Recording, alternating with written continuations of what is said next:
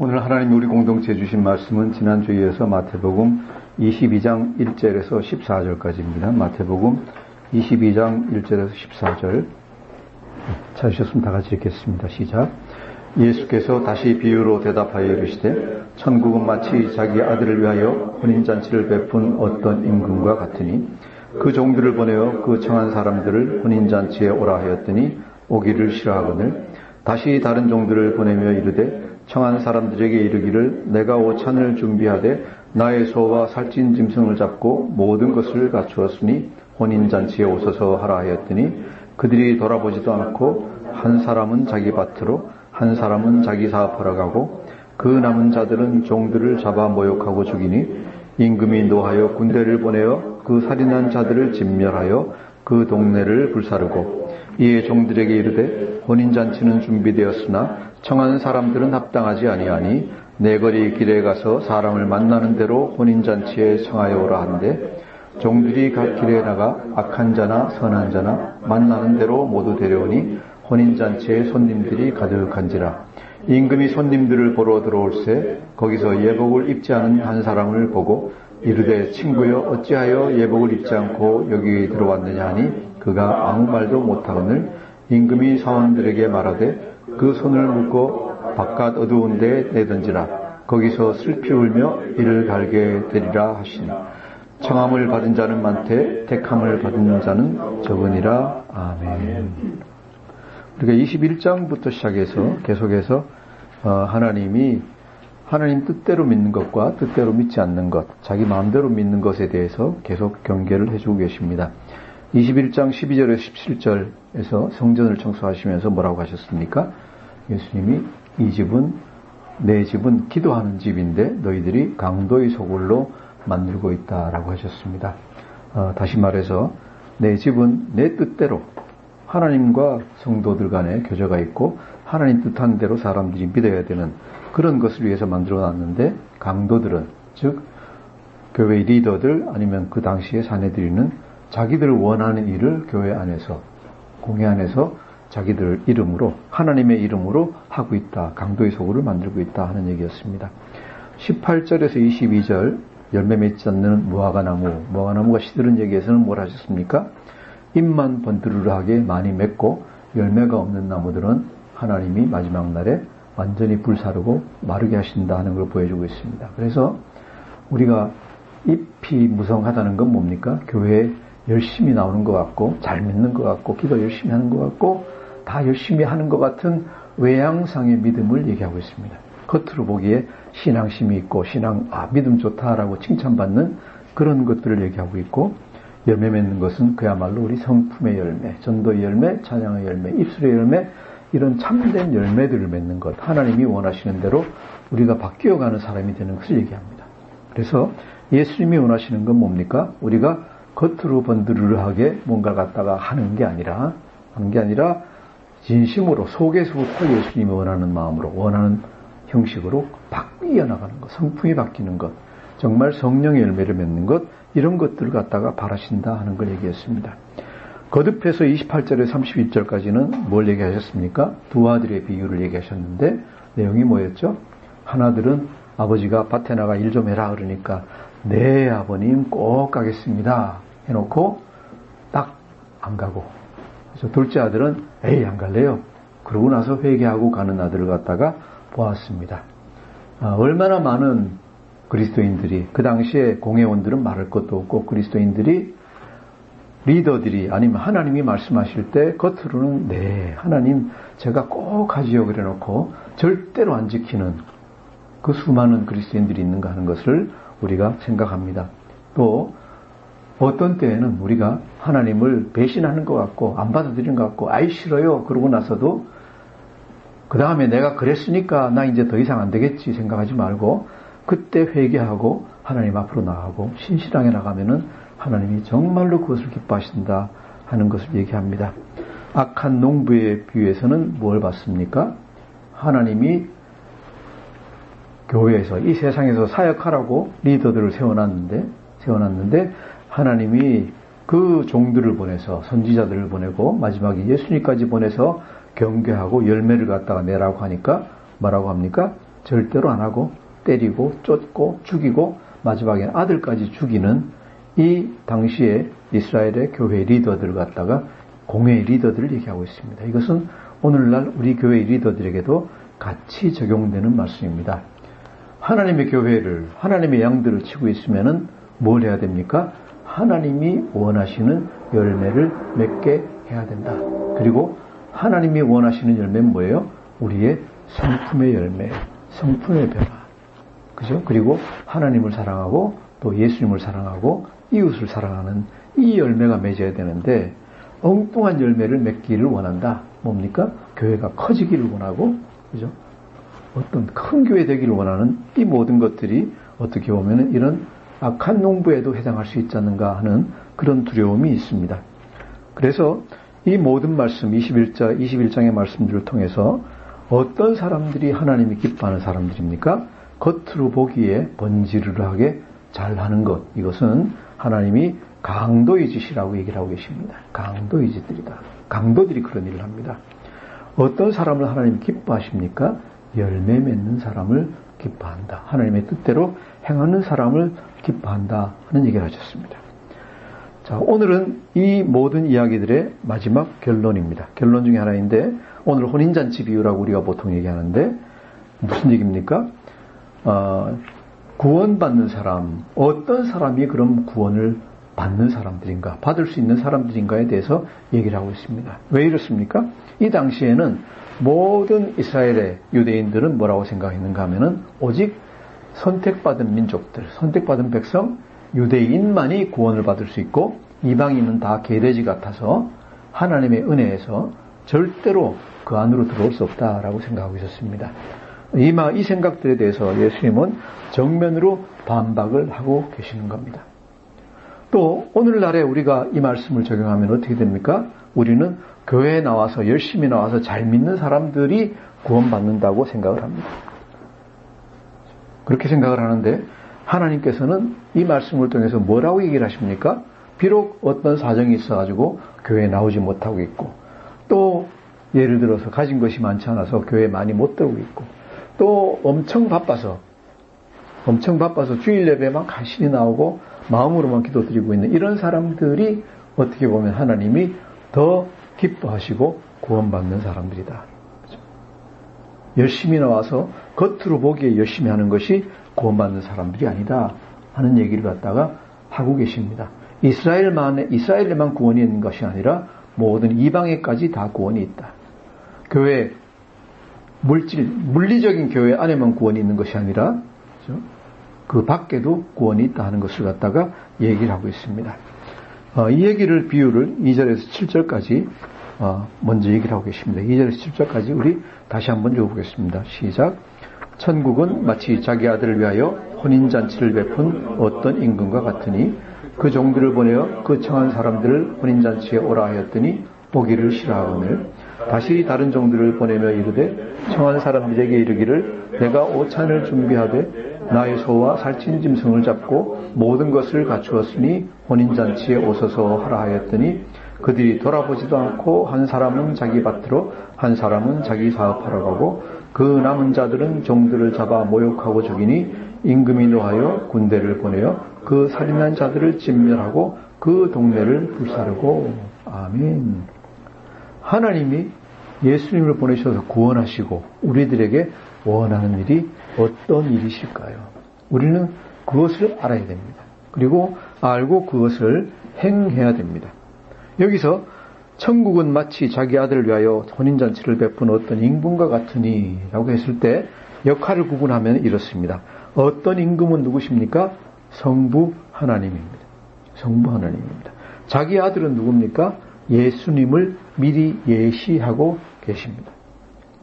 그래서 혼인잔치를 베푼다 하는 것은 많은 사람들이 하나님의 뜻대로 행해서 예수님을 우리 성경에 나오는 맏아들 그냥 큰 형님으로 모시는 다른 작은 형제들이 되고 자매들이 되고 하는 걸 갖다가 원하시는 겁니다. 그래서 그 교회가 그것이 교회를 이루어서 하나의 혼인잔치를 갖다가 하고 있는 겁니다. 비유가 여러 가지로 섞이겠지만은 그냥 잘 들으시면 알 수 있을 거라 생각합니다. 자, 그래서 하나님께서 그 종들을 보내셔서 종들을 보내셔서 그 청한 사람들을 혼인잔치에 오라 하셨더니, 청한 사람들이 뭡니까? 여기서 보면은 미리 청해져 있는 사람들입니다. 이해가 되십니까? 미리 누구가 손님으로 거의 혼인잔치에 올 사람, 가까운 사람들, 친척, 친구로 다 확정이 되어 있습니다. 이 당시에는 누굴까요? 이스라엘입니다. 이 당시에는 이스라엘입니다. 그죠? 이스라엘 사람들을 하나님은 구원하기 원하십니다. 그래서 오라 하는 건 뭐예요? 오라, 혼인잔치에 오라 하는 건 뭐예요? 우리가 그러니까 영적으로 해석을 하면은 예수님을 받아들이고 하나님의 참된 뜻을 받아들이고 하나님의 뜻대로 행하고, 그죠? 성품이 변화되어서 거기에 조인하라 하는 얘기가 됩니다. 그런데 이 청함받은 사람들은 어떻습니까? 하나님의 백성으로, 하나님의 손님으로, 그 왕의 손님으로 올 수 있는 사람들인데 뭘 싫어합니까? 오기를 싫어하거든요. 오기를 싫어하거든요. 하나님 잔치 벌인 곳으로 가기를 싫어합니다. 하나님의 뜻대로 행하는 것을 별로 좋아하지 않습니다. 별로 좋아하지 않습니다. 그래서 그냥 보냈는데 안 합니다. 구약시대에 어땠습니까? 하나님이 선지자들을 보내서 이렇게 해라, 회개하고 다시 바른 길로 돌아서라 라고 얘기를 하셨는데 이스라엘이 들었습니까? 안 듣습니다. 말로 해가지고는 안 합니다. 그랬더니 4절에 보면 또다시 다른 종들을 또 보냈습니다. 또 보내가지고 얘기를 이젠 훨씬 더 정중하게 합니다. 내가 오찬을 준비하되, 그죠? 완전히 완벽한 잔치를 다 준비했습니다. 나의 소와 살찐 짐승, 살찐 암소들을 갖다가 준비했습니다. 잔치에 쓰려면은 그냥 밥갈이 하는 소들은 맛이 없잖아요. 그래서 특별히 그냥 우리식으로 하면 아주 비우고 먹기 위해서 잘 살찌운 소들을 갖다가 잡아가지고 모든 과일과 포도주와 모든 것을 다 준비했으니 혼인잔치에 그 다음 뭐라 그랬습니까? 오소서 그랬습니다. 오소서. 아주 정중하게 부릅니다. 하나님이 종들을 시켜서 낮춰서 정중하게 합니다. 제발 내 말 좀 듣고 내 길로 와라. 우리가 구약 역사 속에서 쭉 보잖아요. 하나님이 얼마나 얘기를 하십니까? 그랬는데 이 사람들이 어떻게 했다고요? 그들이 그냥 안 오는 게 아니라 돌아보지도 않고. 한번 상상을 해보세요.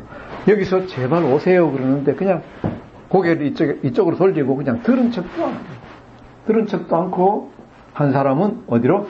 자기 밭으로. 토지 있는 사람은 가서 농사 자기 경제적인 이익이에요. 한 사람은 자기 사업하러 가고, 나는 사업체가 있으니까 사업이 바빠가지고 하나님 말씀대로 내가 되는 게 쉽지 않습니다. 자, 한 가지 오해를 하지 않길 원합니다. 여기서 얘기하는 게 오라 하는 게 뭔가 하면은 와서 교회 일 열심히 해라 이런 얘기 아닙니다. 와서 교회 일 열심히 해라 이런 얘기. 물론 교회 일 열심히 하면은 시간 있고 여유가 있어 하면 좋지만은 모든 성도들이 그렇게 될 수는 없습니다. 뭘 얘기합니까? 그러면은 평소의 삶과, 그죠? 성품과 행하는 것들이 하나님이 원하시는 대로, 뜻하신 대로 하라. 변화되어라. 참된 성도가 되어서 참된 교회의 멤버가 되고 참된 그리스도의 신부가 되어라. 자, 이렇게 얘기를 했는데 성도들이 어떻게 했다고요? 돌아보지도 않고, 아이고, 그렇게 했다가 내가 언제 내 밭을 갈 수가 있겠습니까? 그러면 나 망합니다. 안 돌아봅니다. 알지도 못하면서 그렇게 믿어가지고, 그죠? 그렇게 믿어가지고는 살아날 사람 없습니다. 또 한 사람은 자기 사업하라. 나는 사업하라. 바빠서 못 갑니다. 바쁜데 언제 그렇게 성품이 변화되고, 그죠? 그렇게 못합니다.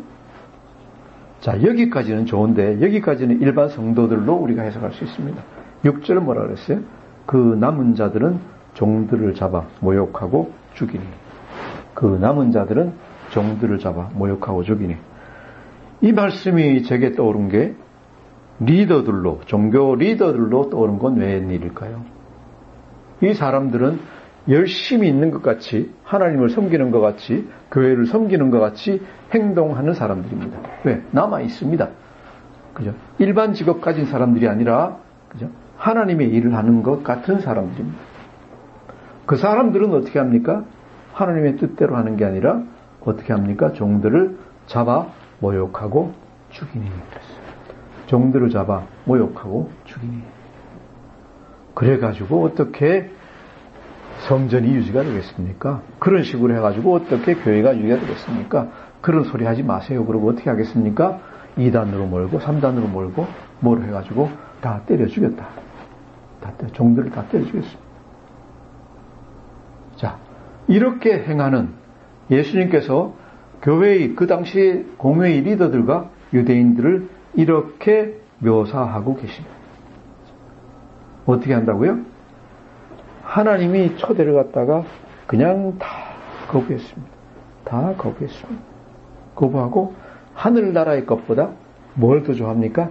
이 세상의 것을 훨씬 더 좋아합니다. 영원한 것은 난 눈에 안 보여요. 영원한 거 그거 나중에 생각하죠. 생각하고 내 죽을 때 생각할 테니까 지금 나한테 좋은 거, 나 돈 벌어야 되고요.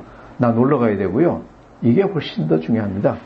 그리고 전혀 안 하는 사람들입니다. 어떤 사람은 냉정하게 그죠? 잘라내고 어떤 사람은 난폭하게 그리스도를 갖다 거부합니다. 하나님을 거부합니다. 남은 자들은 어떤 자들이에요? 믿는 척하는 자들이에요. 믿음을 은밀히 배신하고 있는 자들. 이런 자들이 그 당시에 공회 안에도 많이 있었고 유대에 수도 없이 있었고 오늘날 교회도 이런 질책에서 자유롭지 않다고 생각합니다. 다시 한번 우리가 잘 생각해요. 우리가 오늘날의 우리 교회가 하나님이 성경에서 우리에게 명령하신 대로 하나님을 섬기고 있는가 아니면 자기가 원하는 대로 행하고 있는가 그렇죠? 이것을 다시 한번 생각을 해야 됩니다. 왜 생각을 해야 됩니까? 이 일에는 반드시 결과가 따르고 심판이 따릅니다. 하나님이 노해서 어떻게 했다고 합니까? 임금 7절 다시 한번 읽겠습니다. 시작. 임금이 노하여 군대를 보내어 그 살인한 자들을 진멸하고 그 동네를 불사르고 아멘. 살인한 자들을 진멸하고 완전히 없애버리고 동네를 불사르고 이 당시에는 아마 AD 70년에 예루살렘이 완전히 회파된 걸 갖다가 우리가 떠올릴 수 있습니다. 그죠? 완전히. 이렇게 예수님을 거부하고 예수님을 죽인 자들이 완전히 진멸되고 완전히 그 동네가 완전히 회파돼 버렸습니다. AD 130년이 되면은 모든 유대인들은 가나안 땅에서 다 쫓겨났습니다. 더 이상 올 수 없다. 그래서 유대라는 말도 없어져 버리고 이름이 뭘로 바뀌었어요? 그때부터 팔레스타인이라고 바뀌었습니다. 팔레스타인이라는 이름이 그 지역 이름이 된 건 AD 130년 이후에. 그 전에는 거기가 유대라고 불렸어요. 지방이. 로마 제국이 이제 유대라는 이름은 없다. 그죠? 예루살렘도 무슨 카피톨 무슨 이름으로 바꿔버리고 도시 이름까지 다 완전히 말살을 시켜버렸어요. 이것이 이제 무엇의 결과이냐? 하나님을 거부하고 하나님 뜻대로 행하는 것을 거부한 그런 결과이다. 자, 그러면은 그 다음에 우리 관심은 뭡니까? 그럼 잔치상 마련하는 건 어떡하지? 아깝잖아요. 그죠? 아깝잖아요. 결혼식 하려고 호텔에다 뷔페를 갖다가 엄청나게 좋은 걸 마련해놨는데 결혼식에 손님들이 안 오는 거예요. 손님들이. 얼마 전에 몇 달 전인가 신문을 갖다 보니까 어떤 그 자매가 결혼식으로 준비를 해놨는데 결혼식이 취소가 됐다 그러더라고요. 보셨죠? 취소돼가지고 근데 이거는 캔슬이 안 되는 거예요. 호텔에 음식 준비한 게. 그래서 어떻게 했느냐? 노숙자들을 다 불러 모아가지고 밥을 다 줬다 그러더라고요. 그죠? 그래서 참 그분이 성경을 갖다 잘 아는구나 이제 생각을 했는데 하나님이 원래 이제 그런 식으로 하고 계셨다. 그래서 이 잔치상의 음식들은 어디로 가느냐? 우리 영적으로 해석하면은 하나님 복음은 이스라엘이 거부한 하나님의 복음은 어디로 가느냐? 8절 9절 한번 읽겠습니다. 시작. 이에 종들에게 이르되 혼인잔치는 준비되었으나 청한 사람들은 합당하지 아니하니 내거리 길에 가서 사람들을 만나는 대로 혼인잔치에 청하여 오라 한대. 아멘. 이스라엘이 복음을 받아들이지 않으니까 또 사도 바울이 또 이방에 가서 전할 때 회당에 가서 전했는데 회당의 유대인들이 받아들이지 않으니까 뭐라 그랬어요? 너희들에게 먼저 왔지만 너희들이 거부해서 나는 이방인에게로 간다. 이방인에게로 간다. 마찬가지예요. 청한 사람들, 청했던 사람들이 다 안 오니까 다 안 오니까 잔치는 어차피 준비가 됐어요. 예수님이 이 땅에 오셨고 복음의 잔치는 준비가 되었어요. 그런데 이스라엘 사람들은 복음을 받기에 합당하지 않아요. 아니니까 어떻게 하십니까? 네 거리 길에 가서 사람을 만나는 대로 혼인잔치에 청하여라. 이건 노숙자인지 막노동자인지 뭔지 몰라요. 물론 다 똑같은 사람이지만 사회적으로는 굉장히 또 종교적으로는 이렇게 그 당시에 내려다보던 그런 사람들. 유대인 입장으로 보면은 이방인은 또 동물 같은 사람들이에요. 이런 사람들을 어떻게 만나는 대로 혼인잔치에 청하여 오라. 청하여 오라. 자, 오늘날에는 이 말씀을 어떻게 적용할 수 있을까요? 한국 교회가 열정이 굉장히 식었습니다. 하나님 뜻대로 하는 것이 이제 열심히 있던 것이 다 식었습니다. 이제 복음은 어디로 갑니까? 제가 보기에는 중국으로 갔고 동남아로 갔습니다. 갈 것인가가 아니라 제가 보기엔 벌써 갔습니다. 왜? 한국 교회에서 예배를 드리다가 중국 교회나 동남아 교회 가면은 놀라요. 뜨거워요. 젊은 사람들이 가득 차가지고 열정적으로 찬양하고 말씀에 이렇게 반응하고 하는 걸 보면은 이게 진짜 뜨거운 교회구나 하는 걸 갖다 느껴요. 한국 교회가 아마 80년대, 90년대 초까지 아마 그랬을 거예요. 그런데 이제는 그런 것들이 사라졌다는 거죠. 점점 조용해지잖아요. 점점. 그래서 이 영성이 식고 열정이 식으면 하나님은 그것을 그대로 내버려 놓지 않으세요. 다른 데로 보내가지고 우리가 그것을 보고 깨닫게 만들어주세요. 계속적으로 보고도 깨닫지 못하면 어떻게 됩니까? 그 결과는 별로 얘기하고 싶지는 않습니다. 자, 그런데 길에 나가서 어떤 사람들을 고르는가? 우리 생각에는 잔치상을 차려놨으니까 길에 나가서 멋있게 생긴 사람들, 옷 잘 입은 사람들, 이런 사람들만 고를 거라고 생각하는데 그러잖아요? 잔치 자리에 오는데 그래도 좀 잘생긴 사람, 옷 입은 사람 생각해야 되는데 그러지 않아요. 어떻게 합니까? 10절 같이 읽겠습니다. 다시 한번 시작. 종들이 길에 나가 악한 자나 선한 자나 만나는 대로 모두 데려오니 혼인잔치에 손님들이 가득한지라. 아멘.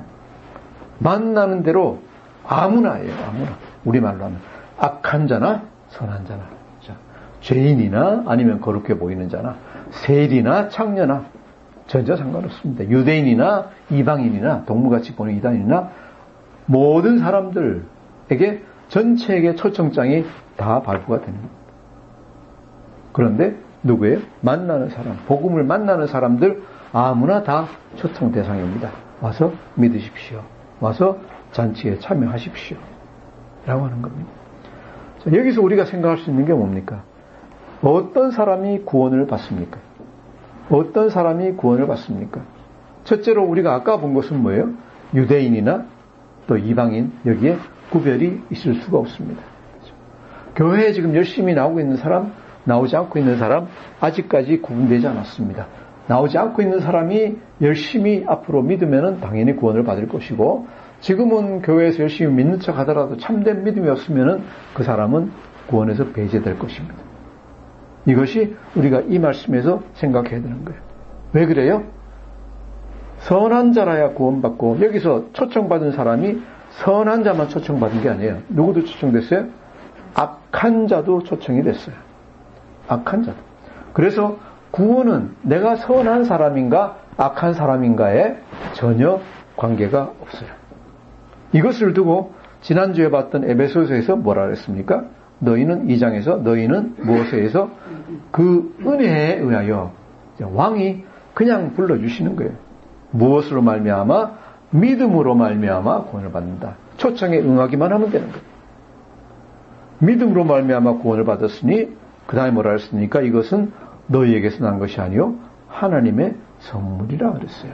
자, 이 말씀 귀중한 말씀이니까 우리 한번 찾아서 같이 읽겠습니다. 에베소서 다시 한번 2장 8절에서 9절 311페이지입니다.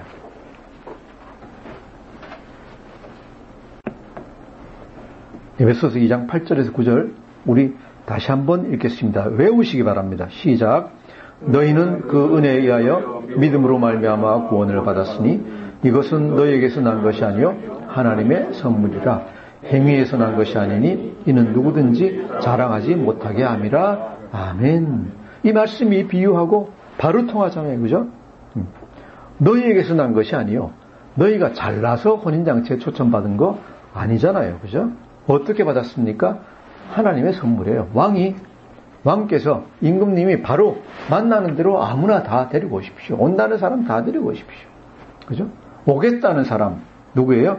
믿는 사람은 누구든지 다 데리고 와라. 그리고 잔치상에 초대해서 먹여주는 거예요. 그게 뭐예요? 이것을 우리가 은혜라고 불러요. 내가 잘났기 때문에, 내가 왕의 계명을 잘해서, 내가 좋은 옷을 입어서 선한 행동을 많이 해서가 아니에요. 뭐로? 은혜로 말미암아. 우리가 해야 될 것은 뭡니까? 믿음입니다. 이것이 우리가 구원받는 길이고 또 하나님이 구원하시는 방식입니다. 왜 그렇습니까? 9절 보면 행위에서 난 것이 아니니, 선행을 해서 구원받은 것이 아니니 이는 누구든지 자랑하지 못하게 함이라. 그래서 예수 잘 믿는다고 구원 자랑할 사람은 아무도 없습니다. 왜? 예수 잘 믿는 건 누구 덕입니까? 하나님의 덕입니다. 하나님이 초청을 하셨기 때문에 나는 단지 응답한 것뿐입니다. 다른 모든 것은 하나님이 잘 해주셔야 됩니다. 인간의 선이나 악과는 구원은 아무 상관이 없습니다. 단 다시 얘기하면은 인간은 그 부르심에 반응을 해야 된다. 반응을 하지 않으면은 어떻게 되느냐? 부르심만 받고 제대로 겉으로는 반응하는 것 같은데 속으로는 반응하지 않고 있으면 어떻게 되느냐? 11절에서 13절까지 나옵니다. 한번 읽어보겠습니다. 시작. 임금이 손님들을 보러 들어올세 거기서 예복을 입지 않은 한 사람을 보고 이르되 친구여 어찌하여 예복을 입지 않고 여기 들어왔느냐 하니 그가 아무 말도 못하거늘 임금이 사원들에게 말하되 그 손발을 묶고 바깥 어두운 데에 내던지라 거기서 슬피 울며 이를 갈게 되리라 하시니 아멘. 이 당시에 궁정이나 아니면 부잣집의 혼인잔치에 오면은 예복을 갖다가 어떻게 자기가 마련해서 와야 되는 게 아닙니다. 우리는 요새 결혼식 가려면은 자기 옷 좋은 거 입고 가야 되잖아요. 이 당시엔 그게 아니에요. 넉마를 입고 가면은 어때요? 거기서 예복을 삐까뻔쩍한 것 갖다 다 입혀주고 속에 있는 게 다 숨어버립니다. 뭘 얘기합니까? 예수님 믿어서 구원받을 때 내가 무엇을 담배도 끊고 술도 끊고 나쁜 짓 끊고 다 끊고 믿기 시작하는 겁니까? 아니에요. 그냥 넉마 입고 있는 대로 갑니다. 술도 피고 담배도 피고 나쁜 짓도 하는 상태에서 예수님을 바로 영접을 합니다. 하면은 하나님 어떻게 하신다고요? 바로 예수 그리스도의 의로 옷 입혀주신다. 예수 그리스도의 의로 옷 입혀주신다. 그래서 예수는 누구든지 다 믿을 수 있고 어떤 상태에서도 다 믿을 수 있습니다. 엊그제 살인한 사람도 오늘 회개하고 나 예수님 믿겠습니다. 그러면 하나님이 혼인 예복을 입혀주신다. 믿으십니까? 이것이 하나님이 우리를 구원하시는 방식입니다. 내가 몸이 깨끗해지고 내가 거룩해지고 다 하고 난 다음에 하나님께 나아갈 수 있다고 하면은 어느 누가 구원을 받을 수 있겠습니까? 아무도 받지 못합니다. 아무도 받지 못합니다. 이 면에서 우리 기독교가 다른 종교하고 완전히 다른 겁니다. 우리 개신교가 다른 종교하고 완전히 다릅니다. 다른 종교는 뭡니까? 행위로 말미암아 구원을 받습니다. 내가 선행을 많이 해야지 구원을 받는다. 그런데 예수님은 사도 바울은 뭐라 했습니까? 행위로 말미암아 율법을 지키는 것으로 구원받을 사람은 얼마나 있다? 하나도 없다. 전혀 없다 그랬어요. 그것은 단지 꿈이에요. 그래서 하나님이 주신 방식이 뭐예요? 우리 그 더러운 죄 모든 것을 대신해서 그 죄값을 치르기 위해서 예수님이 십자가에 못 박혀 죽게 하시고 그 예수님 안에 들어가는 사람, 그 예수님을 신뢰하는 사람은 누구든지 다 구원받는다. 혼인잔치에 오는 사람은 넉말 입었더라도 다 비단옷, 금실, 은실 박힌 비단옷을 입혀주는 것 같이 누구든지 다 구원을 받는다. 라고 하는 거예요. 자, 그런데 혼인잔치에 초청받아가지고 예를 들어 교회에 나오면서도 이런 분들이 있어요. 내 옷이 어때서 꼭 그 옷 입으라 그럽니까? 그죠? 이분은 상당히 좋은 옷 입은 것 같아요. 그죠? 상당히 좋은 옷 입고 자기 옷에 대해서 자부심이 있어요. 내가 그죠? 대단하다라고 생각을 합니다. 그런 분들은 어떻게 합니까?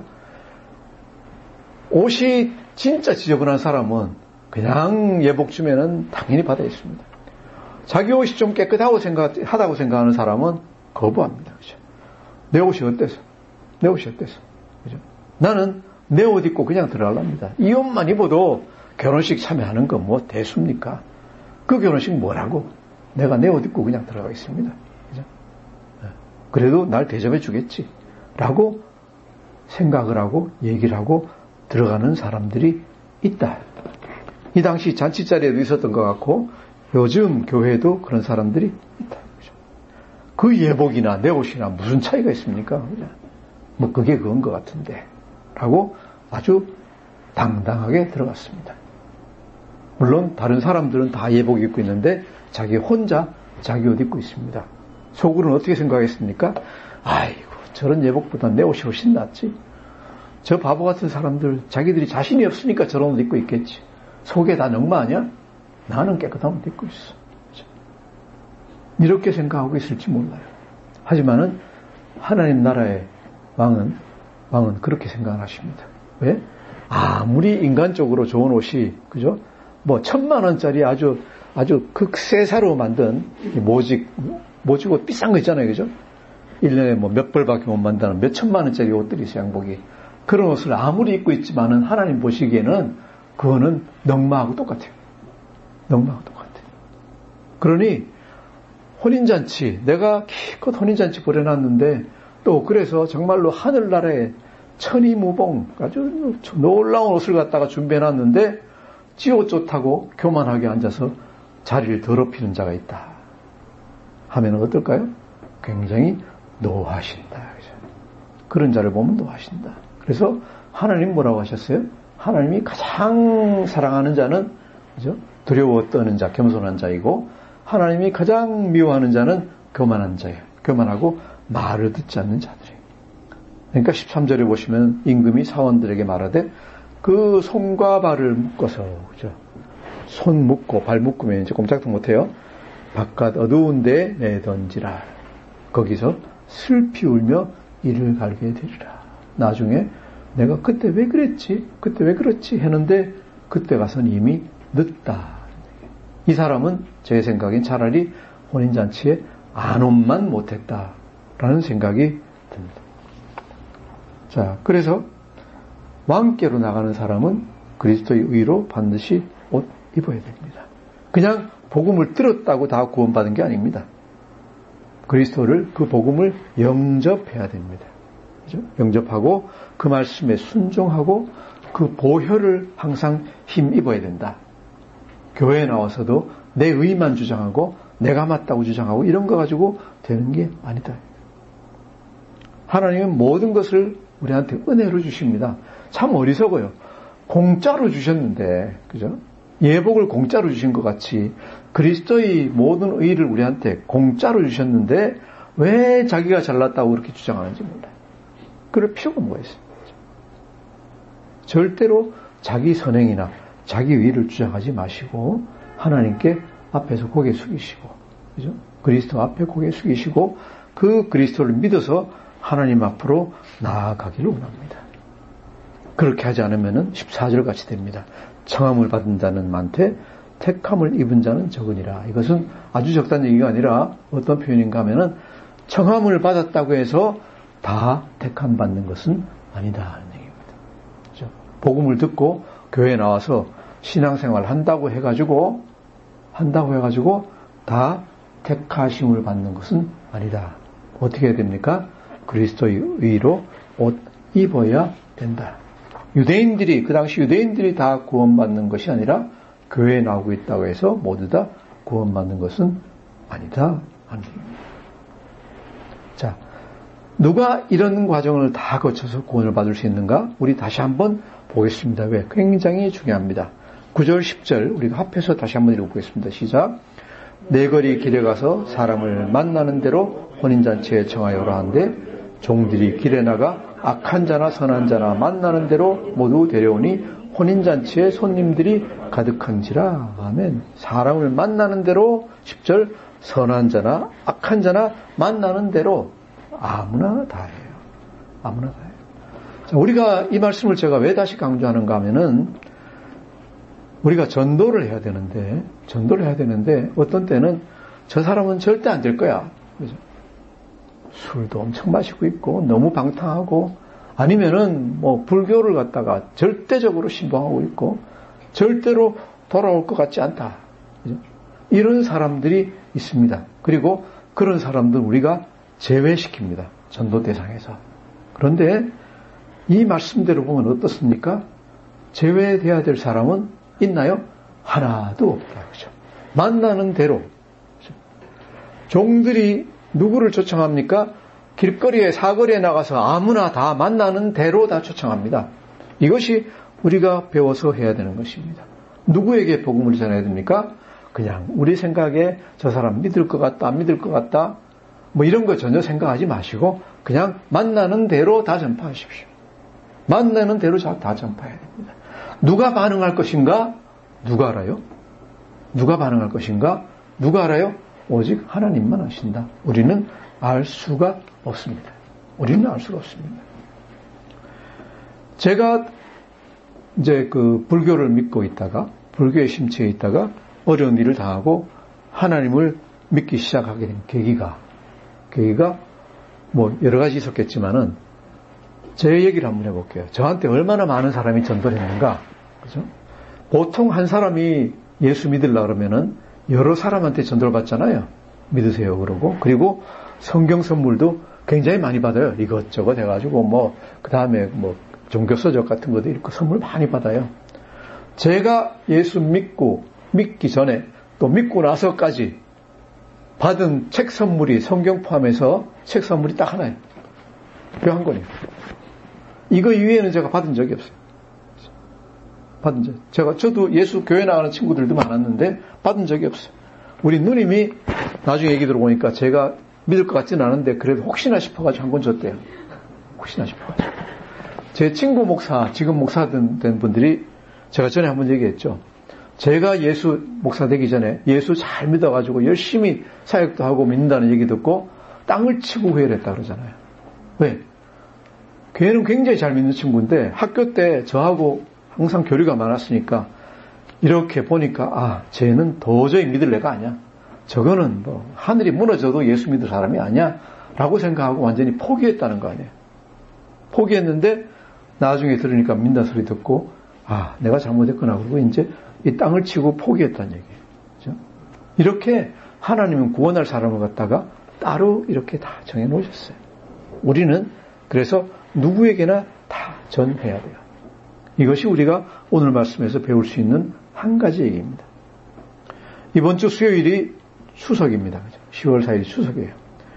또 제가 달력을 봤더니 10월 5일은 이스라엘 3대 절기 중에 하나인 초막절이에요. 그래서 이스라엘도 10월 5일 날 휴일이에요. 초막절 휴일이에요. 초막절이 뭐예요? 수장절 그래가지고 우리로 치면 추석하고 거의 비슷한 거예요. 이 사람들은 뭐 절기대로 하면 일주일을 갖다 놀겠죠. 우리도 이번에 열흘 갖다 계속 노는데 이스라엘이나 한국이나 이제 비슷하게 놀아요. 그걸 보면은 우리 추수감사절보다는 우리 이스라엘의 초막절 절기가 우리하고 거의 날짜가 비슷하게 왔다 갔다 하는 걸 갖다 알 수 있어요. 여하튼 간에 이 추석이나 아니면은 초막절이 전부 다 추수를 마무리하고 하나님께 감사하는 절기예요. 그런데 자, 우리가 그럼 우리도 같이 추수를 갖다 해야 되잖아요. 남들 다 추수하는데 우리는 추수 감사합니다라고만 있어야 안 돼요. 적극적인 추수는 뭐예요? 우리도 추수를 갖다가 해야 되는 거잖아요. 우리는 뭘 추수할 수 있습니까? 뭘 거둬들일 수 있습니까? 여러분은 지금 뭘 거둬들이고 계십니까? 그죠? 제가 여러 가지 하고 계시겠지만은 두 가지만 말씀드립니다. 첫 번째, 자신 안에서 성령의 열매를 거둬들이셔야 됩니다. 이것이 우리 마태복음 21장과 22장 여기까지 오는 데서 예수님이 얘기하시는 겁니다. 뭘 거둬들이려고요? 성령의 열매를 거둬들여야 된다. 다른 거 다 좋습니다. 사역 열심히 하고 성경 열심히 보고 뭐하고 다 좋습니다. 그런데 그것보다 훨씬 더 중요한 것이 뭐예요? 내 안에 성령의 열매를 맺는 것입니다. 이것이 첫 번째. 두 번째는 뭡니까? 전도의 열매를 맺는 것입니다. 전도의 열매를 하나님이 기뻐하시는 것은 우리 내적으로는 성령의 열매, 외적으로는 전도의 열매입니다. 그래서 전도의 열매를 거둬들여가지고 하나님께 올려드리면은 하나님한테 한 개만 딱 올려드려도 하나님 뭐라 그랬어요? 하늘나라에 잔치가 벌어진다 그랬어요. 그죠? 믿지 않는 사람 한 사람만 새로 믿으면 잔치가 벌어져요. 그래서 여러분이 우리가 전도해서 한 명이라도 하나님께 올려드리면 또 그 사람이 조금만 바뀌게 만들어도 하나님이 얼마나 기뻐하실지 몰라요. 이것이 우리가 드릴 수 있는 참된 추수이고 참된 그 열매인 것으로 저는 믿습니다. 자, 이제 오늘부터, 어제부터 시작해서 이제 열흘 동안에 우리가 연휴를 가집니다. 우리가 이 기간 동안에 뭘 할까요? 제가 여러분에게 권한 것은 첫 번째는 깊이 묵상하시기를 권합니다. 정말로 나는 예복을 받아 입었습니까? 나는 예복을 받아 입었습니까? 아니면은 내 옷 입고 폼나게 가서 있습니까? 그러다 쫓겨날 겁니까? 이것에 대해서 깊이 묵상해 보시길 원합니다. 두 번째는 전도 열매를 맺기 위해서 어떻게 해야 됩니까? 만나는 사람마다 복음을 전하시길 원합니다. 만나는 사람마다 복음 전하십시오. 성경에는 뭐라 그랬어요? 때를 얻거나 얻지 못하거나 전하라 그랬어요. 여기에 이제 비슷한 전도법이 뭔가 하면 찔러보기예요. 고구마 전도라고 들으셨죠? 그죠? 찔러보는 거예요. 그냥 얘기하는 거예요. 얘기해서 안 익었으면은 또 빼고 나중에 또 하고 하나님이 있게 해줄 때까지 찔러보는 거예요. 계속. 그죠? 아, 교회 나가니? 예수님 얘기 들어봤어? 근데 왜 안 나가니? 안 나간다고 왜 안 나가니? 초청도 하고. 그죠? 우리 교회 얼마나 좋아요. 우리 교회 뭐 11조 하라 소리도 안 하고 뭐 새벽기도 나오라는 얘기도 안 하고 그죠? 수요예배 나오라는 얘기도 안 하고 다 안 합니다. 주일만 열심히 나오면 우리는 아주 모범성도입니다. 그죠? 얼마나 좋아요. 요새 청년들이 싫어하는 게 11조 하는 거 싫어하고 사역만 하는 거 싫어하고 다 우리 그런 거 하나도 없어요. 필요하면은 다 그죠? 초청하세요. 그래서 찔러가지고 정말로 단 한 명의 영혼이라도 그 열매를 거두어서 주님께 올려드리기를 원합니다. 이것이 주님이 기뻐하시는 일인 줄 믿습니다. 자신의 구원을 우리 모두가 확고하게 붙잡고 묵상하면서 주님을 기쁘시게 하는 귀한 연휴 가지게 되시기를 그리스도의 이름으로 축원합니다. 기도하겠습니다.